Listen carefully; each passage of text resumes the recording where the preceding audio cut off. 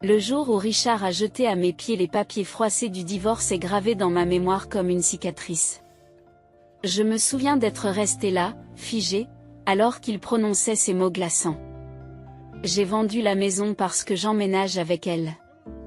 C'est fini, Anna. J'avais alors 34 ans, j'étais une femme au foyer dévouée à notre fils Jason, qui avait à peine 13 ans. Notre vie, telle que je la connaissais, a volé en éclats en un seul instant.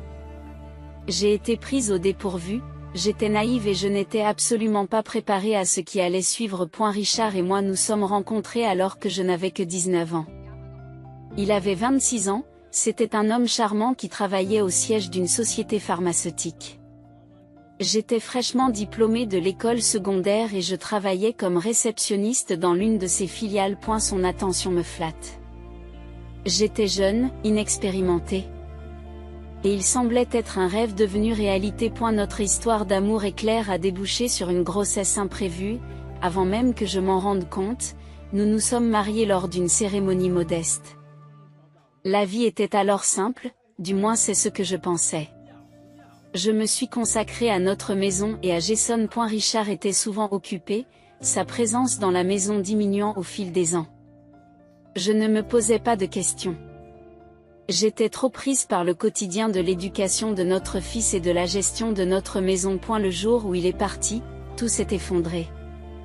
J'ai été forcée d'affronter la réalité qui se cachait sous la surface de notre vie apparemment heureuse. L'infidélité de Richard, son éloignement croissant, tous les signes étaient là, mais j'avais choisi de les ignorer. N'ayant nulle part où aller, Jason et moi sommes retournés vivre dans la maison familiale.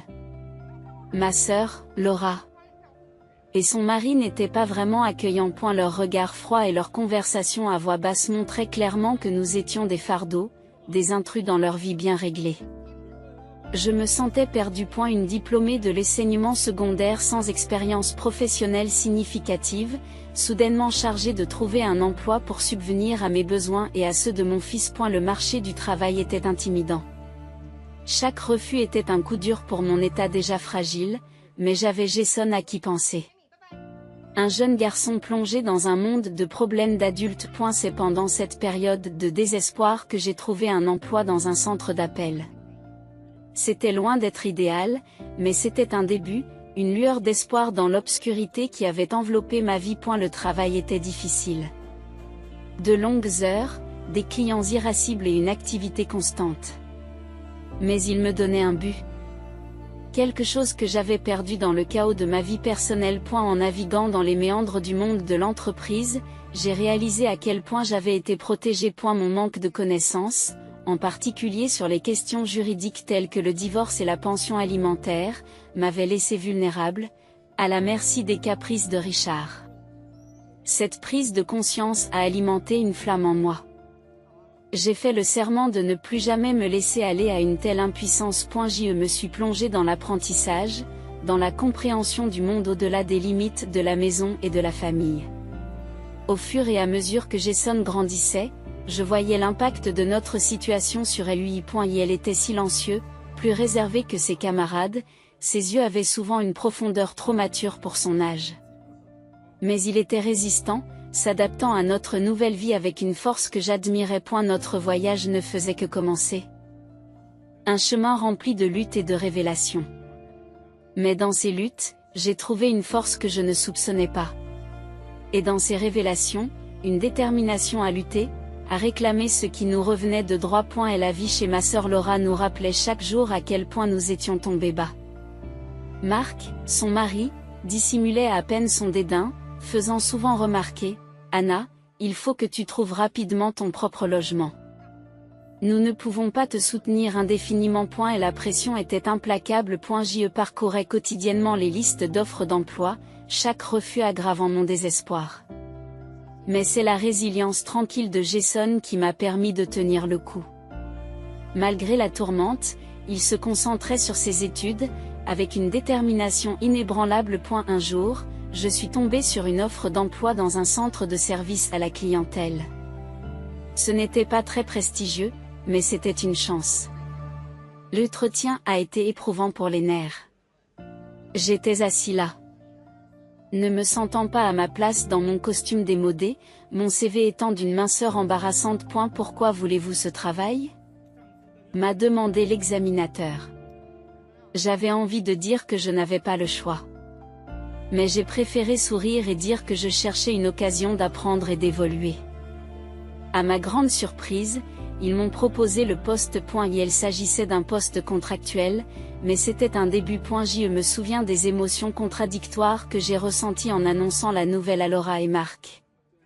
Le soulagement, mais aussi un sentiment cuisant d'inadéquation. Comme l'a dit Marc, vous pouviez enfin commencer à contribuer. Le travail était difficile. Le rythme effréné de l'environnement, les appels incessants, tout cela était accablant. Mais j'ai persévéré, poussé par le besoin de subvenir aux besoins de Jason et de me prouver que je pouvais me débrouiller seul. Alors que je m'installais dans la routine, je n'ai pas pu m'empêcher de réfléchir à mon mariage avec Richard. Comment ai-je pu être aussi aveugle ? Les nuits tardives, les absences inexpliquées, les appels téléphoniques chuchotés. Je les avais balayés du revers de la main, croyant à l'illusion d'une famille heureuse. Mais la vérité était que Richard menait une double vie et que je n'étais qu'une façade commode. Cette prise de conscience a été une pilule amère à avaler. Elle a alimenté une colère grandissante en moi, une colère envers Richard pour sa trahison et envers moi-même pour ma naïveté. Mais c'est une conversation avec une collègue de travail qui m'a vraiment ouvert les yeux. Elle était mère célibataire, comme moi, mais bien mieux informée. Alors que nous parlions de nos expériences, elle a dit quelque chose qui a touché une corde sensible. Anna, avez-vous reçu une pension alimentaire ? Vous savez que vous y avez droit, n'est-ce pas ? J'étais stupéfaite. Cette idée ne m'avait jamais traversé l'esprit. Richard nous avait laissés sans rien, et je l'avais accepté. J'ai alors réalisé tout ce que je ne savais pas, à quel point je n'étais pas préparée au monde réel. Déterminée à rectifier le tir, j'ai commencé à me former. J'ai lu des livres, fait des recherches en ligne, tout ce que je pouvais trouver sur le divorce et le droit de la famille. Plus j'en apprenais, plus je comprenais l'ampleur de la manipulation de Richard. Puis un jour, j'ai reçu un appel de l'école de Jason. Il s'était battu. Mon cœur a sombré et je me suis précipitée à l'école, craignant le pire. Mais ce que j'ai trouvé, ce n'était pas un enfant perturbé, mais un jeune homme poussé dans ses derniers retranchements. Il t'a traité de chercheur d'or, m'a dit Jason. Les yeux enflammés par la colère. Il a dit que tu en avais après l'argent de papa. Je ne pouvais pas le laisser dire ça de toi. Je suis restée sans voix. Et la douleur et l'humiliation de notre situation avaient atteint mon fils, empoisonnant son monde. C'était un signal d'alarme. Je ne pouvais plus laisser la trahison de Richard nous définir. Cette nuit-là, en regardant Jason dormir, j'ai fait un vœu. Je me battrai. Je réclamerai ce que Richard nous avait pris. Pas seulement pour moi, mais aussi pour Jason. Il était temps pour Richard de faire face aux conséquences de ses actes. Le petit appartement dans lequel nous avons finalement emménagé était bien loin de la maison que nous avions partagée avec Richard. Mais c'était le nôtre. Les murs étaient nus, les meubles minimes, mais c'était un nouveau départ. Jason s'est rapidement adapté, sa résilience me surprenant sans cesse. Il s'est lancé dans ses études avec une ferveur à la fois impressionnante et inquiétante. Je veux réussir. Maman, pour nous, disait-il, sa détermination transparaissant dans ses paroles. Cela faisait 1 an que je travaillais au centre d'appel. Le travail était toujours exigeant, mais j'avais pris de l'assurance, j'étais devenue plus habile à relever les défis. Le sentiment d'accomplissement était faible, mais il était là, un rappel constant que j'étais plus que l'épouse abandonnée de Richard. Un soir, alors que Jason et moi étions en train de dîner, il a levé les yeux de son assiette et a dit « Maman, est-ce que tu penses parfois à papa ?» Cette question m'a prise au dépourvu. Richard était un sujet que nous n'abordions que rarement. Parfois, je l'admets, mais pas de la manière dont on pourrait le penser. Je pense à ce qu'il nous a fait, à la façon dont il nous a laissés sans rien. Les yeux de Jason s'assombrissent. Je le déteste pour ce qu'il a fait. Il pense qu'il peut s'en aller sans conséquence. Ces paroles ont touché une corde sensible en moi. La colère. Le sentiment d'injustice qui couvait en moi ont trouvé un écho dans les paroles de Jason. Tu as raison, dis-je, la voix ferme. Il ne devrait pas s'en tirer comme c'est à point à eu cours des semaines suivantes, j'ai commencé à faire des recherches sur le divorce et le droit de la famille. Je me suis renseignée sur les pensions alimentaires, les pensions pour enfants et les voies de recours légales. Plus j'en apprenais, plus je me sentais forte. C'est alors que j'ai eu une révélation. J'ai découvert qu'en cas d'infidélité, le conjoint trahi pouvait demander une pension alimentaire même des années après le divorce, sous certaines conditions. Cette information a été une révélation.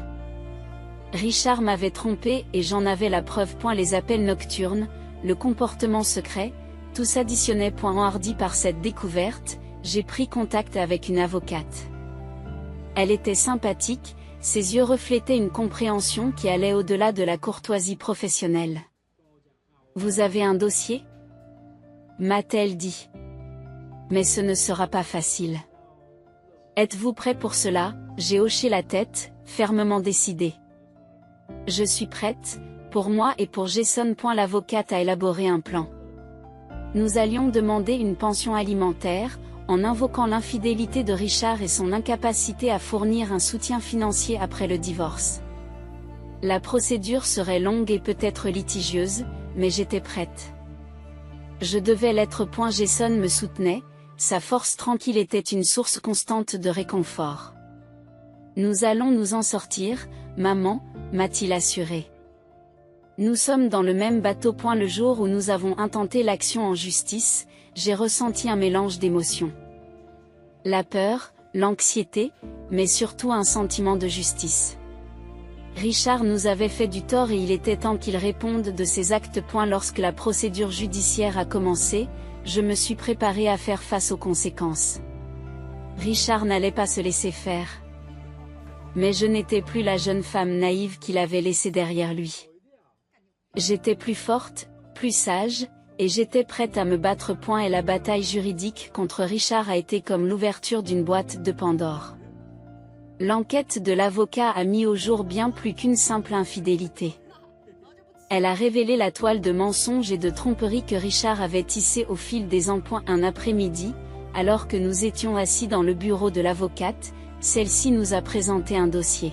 « C'est plus que ce à quoi je m'attendais », a-t-elle dit, le ton grave. Richard n'était pas seulement infidèle, il menait une double vie. Les documents contenus dans le dossier dressaient un tableau accablant, relevés bancaires, factures de cartes de crédit et photos, autant de preuves de la vie secrète de Richard, une vie remplie de luxe et d'indulgence, tout en négligeant sa famille. Regardez ça, dit l'avocat en montrant une photo.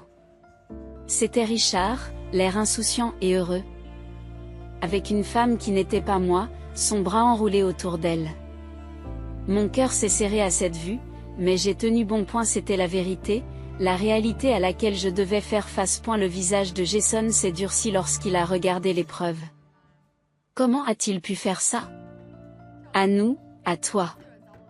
Sa voix était un mélange de colère et d'incrédulité. Nous lui ferons payer pour cela, dis-je, la voix ferme.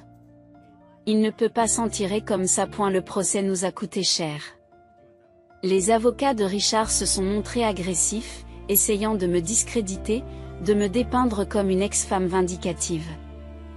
Mais j'ai tenu bon, forte des preuves et du soutien de Jason et de notre avocat. Puis vint le jour de la déposition. Richard était assis en face de nous, l'air suffisant et confiant. Mais cette confiance s'est évanouie lorsque l'avocat a commencé à présenter les preuves. Richard, pouvez-vous expliquer ces dépenses, demande-t-elle, d'un ton accusateur.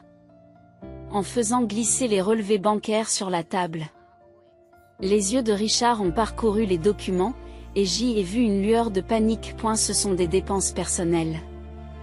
Elles n'ont rien à voir avec mon mariage. Et ces photos, poursuivit l'avocate, le regard inébranlable. Elle raconte une autre histoire. Et la façade de Richard commence à se fissurer. Il cherche ses mots et perd son sang-froid. Ce n'était rien de sérieux. Juste une aventure. Une aventure? Intervint Jason, d'une voix glaciale. Tu as détruit notre famille pour une aventure, la tension est palpable dans la pièce. L'avocat de Richard tente d'intervenir, mais le mal est fait. Les preuves sont accablantes. Les excuses de Richard étaient faibles et peu convaincantes. En quittant la déposition, j'ai ressenti un sentiment de revanche. Richard avait été démasqué pour ce qu'il était vraiment. Un tricheur. Mais ce n'était pas encore fini. Le procès allait se poursuivre et je savais que Richard se défendrait. Mais j'étais prête. Pour la première fois, je me sentais maître de la situation, je n'étais plus victime de la trahison de Richard. Je me battais, non seulement pour moi, mais aussi pour Jason, pour la vie que nous méritions. Le procès contre Richard traînait en longueur, chaque audience étant plus litigieuse que la précédente. Mais au milieu de cette agitation, un événement surprenant s'est produit. Un soir, Jason est rentré à la maison, un air étrange sur le visage. Maman, tu ne vas pas croire ce qui s'est passé aujourd'hui, dit-il, avec un mélange d'amusement et d'incrédulité dans la voix. Qu'est-ce qui s'est passé? Demandai-je, curieuse. J'ai eu un entretien d'embauche aujourd'hui dans une entreprise pharmaceutique. Devinez qui est le directeur des ressources humaines? J'ai senti un frisson me parcourir l'échine. Ce n'est pas Richard?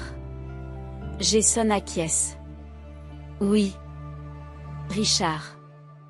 Il ne m'a pas reconnu tout de suite.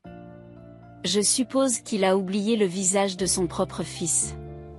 L'ironie était amère. Richard, qui avait écarté sa famille au profit de sa carrière, était en train d'interviewer son propre fils sans le savoir. Que as-tu fait?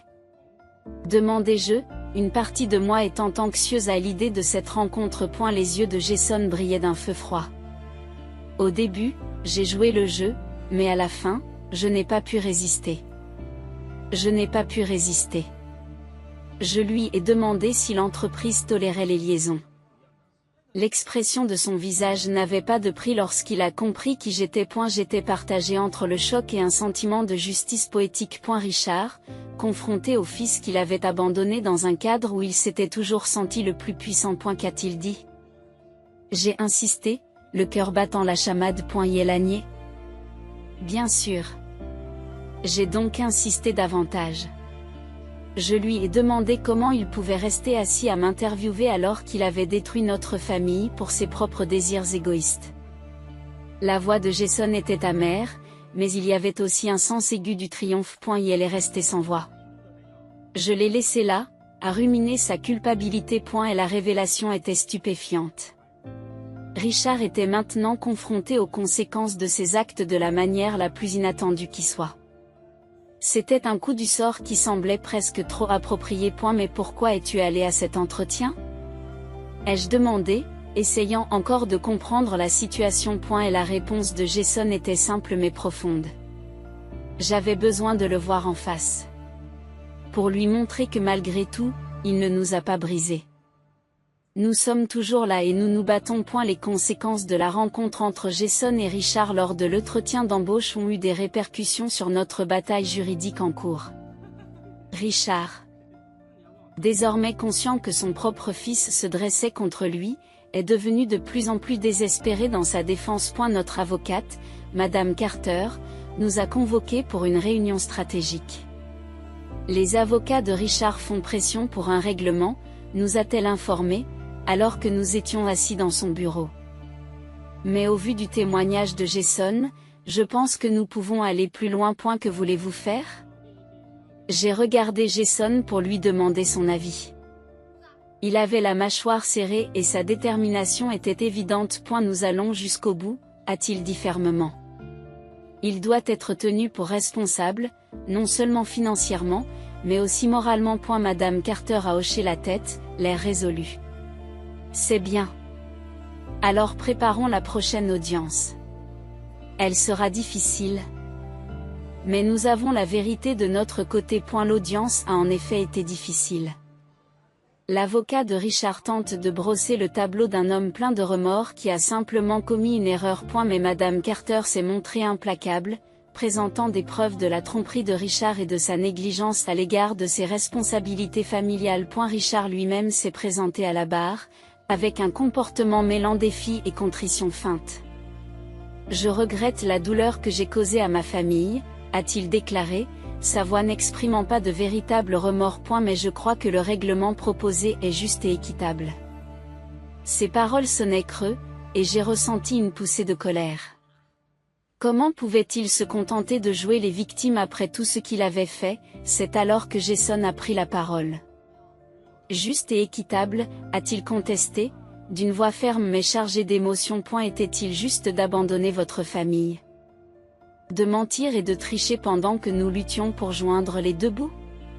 La salle d'audience se tait, le poids des mots de Jason restant suspendu dans l'air. Richard regarde son fils, une lueur d'espoir, de culpabilité peut-être, traverse son visage. Mais il était trop tard pour les regrets. Le juge, après délibération, a statué en notre faveur. Le règlement était nettement supérieur à ce que Richard avait offert, une reconnaissance tangible du préjudice qu'il avait causé. En quittant le palais de justice, j'ai ressenti un sentiment de satisfaction. Ce n'était pas seulement une question d'argent, c'était une question de justice, une question de tenir Richard responsable de ses actes. Nous avons réussi, maman, dit Jason. Un sourire aux lèvres. Nous l'avons enfin fait payer. La victoire juridique sur Richard a été plus qu'une simple victoire au tribunal. C'était la reconquête de notre dignité et un pas vers la guérison. Mais l'histoire ne s'est pas arrêtée là.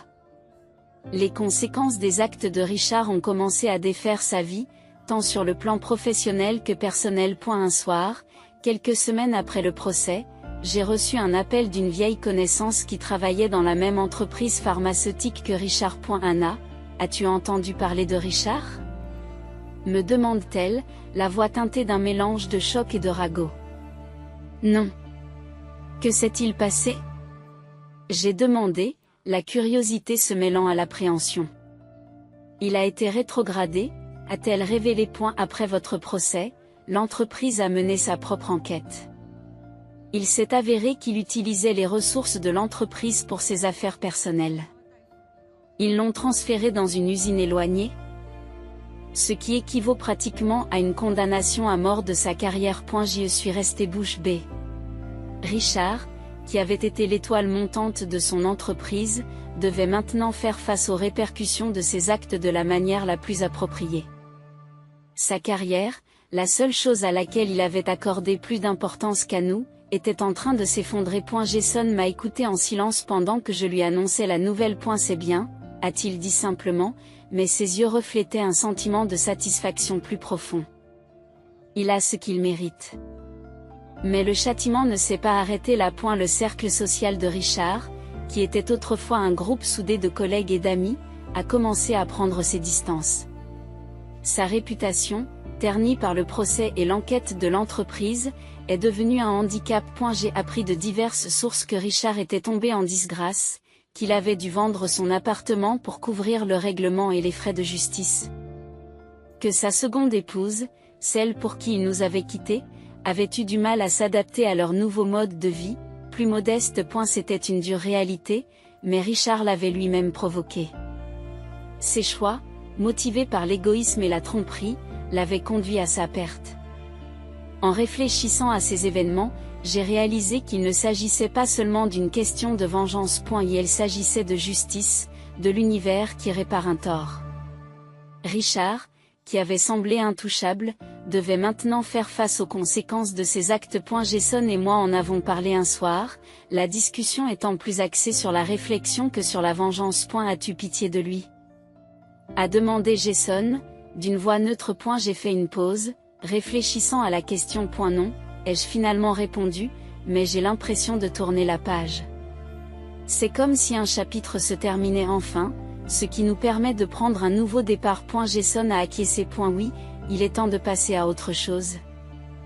De se concentrer sur nos vies. Le chapitre se termine avec Anna et Jason regardant vers l'avenir, le poids du passé se détachant lentement de leurs épaules. Ils ont fait face à l'adversité et en sont ressortis plus forts, prêts à entamer le prochain chapitre de leur vie. Une fois la bataille juridique terminée et Richard confronté aux conséquences de ses actes, un nouveau sentiment de liberté s'est emparé de nos vies. C'était comme si nous avions été libérés d'un nuage sombre qui avait plané sur nous pendant des années. Notre petit appartement, qui avait été le symbole de notre lutte, a commencé à ressembler à notre maison. Nous l'avons redécoré pour qu'il reflète notre nouveau départ. Les murs, autrefois nus, étaient désormais ornés d'œuvres d'art et les étagères remplies de livres et de souvenirs. Jason, plus détendu et plus concentré, excellait dans ses études. Sa détermination antérieure, née de la colère et d'un désir de justice, s'est transformée en une véritable passion pour l'apprentissage. Je pense postuler pour un stage de recherche cet été, m'a-t-il dit un soir, les yeux brillants d'excitation. C'est merveilleux, Jason, ai-je dit, ressentant un élan de fierté. Tu as travaillé si dur pour y arriver. Nos conversations étaient passées du passé à l'avenir, de ce que nous avions enduré à ce que nous espérions réaliser. Nous parlions de voyages, des endroits que nous voulions voir et des expériences que nous voulions vivre. Un jour, alors que nous sirotions un café dans notre salon nouvellement décoré, j'ai abordé un sujet qui me trottait dans la tête. Jason, as-tu pensé à sortir avec quelqu'un? Tu sais, rencontrer quelqu'un de spécial? Il a gloussé, un peu gêné. J'étais tellement concentré sur l'école et tout le reste. Mais oui, je crois que je suis prêt à sortir avec quelqu'un. Je souris, heureuse de le voir envisager un aspect normal et heureux de la vie. Après tout ce que nous avions vécu, c'était une victoire en soi. Quant à moi, j'avais évolué dans mon rôle au centre d'appel, assumant davantage de responsabilités et encadrant même de nouveaux employés. Le travail qui avait été une nécessité était devenu une source d'épanouissement. Un soir, alors que nous étions en train de dîner, Jason a levé les yeux de son assiette et a dit « Maman, j'ai réfléchi. Nous devrions inviter grand-mère à venir vivre avec nous. Elle est seule depuis la mort de son grand-père et je pense qu'elle se plairait ici. Cette suggestion m'a fait chaud au cœur. Je pense que c'est une excellente idée, Jason. Elle a toujours été là pour nous. Ce serait bien de l'avoir près de nous. Nos vies avaient pris un tournant vers la paix et le contentement, avec grand-mère vivant maintenant avec nous, notre maison se sentait plus remplie, débordant de rires et d'histoires du passé. Sa présence nous apportait un sentiment de plénitude, un lien avec nos racines qui nous manquait depuis longtemps. Un soir, alors que nous étions assis ensemble, grand-mère nous a raconté des histoires de sa jeunesse, des défis qu'elle avait relevés et surmontés. La vie est une tapisserie d'expériences, disait-elle, ses yeux reflétant la sagesse de ces années. Certaines parties sont sombres et difficiles, tandis que d'autres sont lumineuses et joyeuses, mais ensemble, elles forment un tableau magnifique. Ces paroles ont résonné en moi. Notre parcours avait été tumultueux, marqué par la douleur et la lutte, mais il avait aussi été un parcours de croissance et de résilience. Nous sommes sortis de l'obscurité, non pas indemnes, mais plus forts et plus sages. Jason, désormais plus confiant et plus motivé, était devenu l'incarnation de cette résilience. Ses études étaient florissantes et il avait même commencé à sortir avec une personne rencontrée à l'université. Le voir si heureux et épanoui me remplissait d'une joie indescriptible. Quant à moi, j'avais trouvé une raison d'être au-delà du centre d'appel. J'ai commencé à faire du bénévolat dans un centre communautaire local, en aidant d'autres femmes qui avaient été confrontées à des défis similaires. Partager mon histoire et prêter une oreille attentive m'a apporté un sentiment d'accomplissement que je n'avais jamais connu auparavant. Un soir, alors que Jason et moi étions assis sur notre balcon, regardant les étoiles, un sentiment de calme nous a envahis. Maman, est-ce que tu penses encore à papa? Il m'a demandé, d'une voix douce. Je me suis arrêtée, réfléchissant à la question. Parfois, ai-je admis. Mais ce n'est pas de la colère ou du ressentiment. Je pense au chemin que nous avons parcouru depuis. Je pense qu'il faisait partie de notre histoire, mais qu'il n'en était pas l'élément déterminant. Jason a hoché la tête en signe de compréhension. Oui, je ressens la même chose. Il n'est qu'un chapitre de notre passé. Nous sommes restés assis en silence pendant un moment. Chacun perdu dans ses pensées. Le voyage que nous avions entrepris n'était pas celui que nous avions choisi, mais il nous avait façonnés d'une manière que nous n'aurions jamais pu imaginer.